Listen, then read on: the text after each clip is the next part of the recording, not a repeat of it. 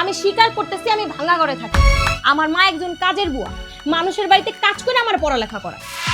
কিন্তু আমরা কাজের বুয়ার মাইয়া দেখা আমাকে কোনো স্বপ্ন থাকবো না এমন তো কোনো কথা কোথাও লেখা নাই। আমি ম্যাজিস্ট্রেট হয়ে আপনারা দেখাই দিই, খুব তাড়াতাড়ি দেখাই দিই। আচ্ছা, তুই আমার সাথে কি চ্যালেঞ্জ করছিস? হ্যাঁ, আমি আপনারা চ্যালেঞ্জ করতেছি, আমি ম্যাজিস্ট্রেট হয়ে আপনারা দেখাই দিই।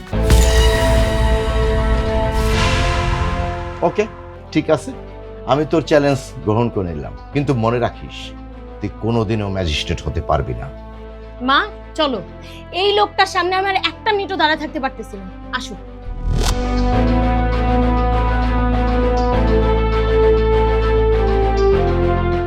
একটা বিষয় দেখে খুব ভালো লাগলো আজকে। এই জীবনের প্রথম দেখলাম কেউ তোমার সামনে দাঁড়িয়ে চ্যালেঞ্জ করছে। সূর্য, ভুলে যেও না আমি তোমার বাবা। একটা মেয়ে আমাকে চ্যালেঞ্জ করে গেল আর তোমার কাছে সেটা ভালো লাগতেছে? হ্যাঁ বাবা, সত্যি কথা ভালো লাগছে।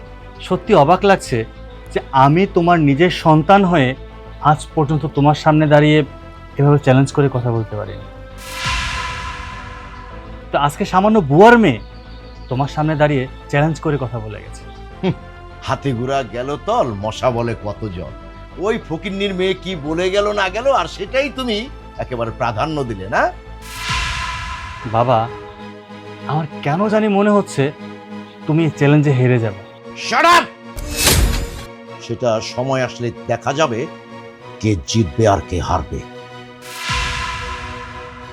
ওই মেয়ে কিভাবে ম্যাজিস্ট্রেট হয় সেটা আমিও দেখে নেব। বাবা ঠিক আছে, তুমি যা বলতেছো আমি তাই শুনতেছি। তবে হ্যাঁ, একটা কথা বলে যাই, যদি তুমি জিতে যাও তুমি যা বলবে আমি তাই করব। আর যদি তুমি হেরে যাও, তোমাকে কথা দিচ্ছি আমি পুরো গ্রামের মানুষকে মিষ্টি খাওয়াবো। সূর্য, আমি তোমার বাবা, আমাকে তুমি জ্ঞান দিতে এসো না। কোথায় কি করতে হবে না করতে হবে সেটা আমি তোমার থেকে ভালো জানি।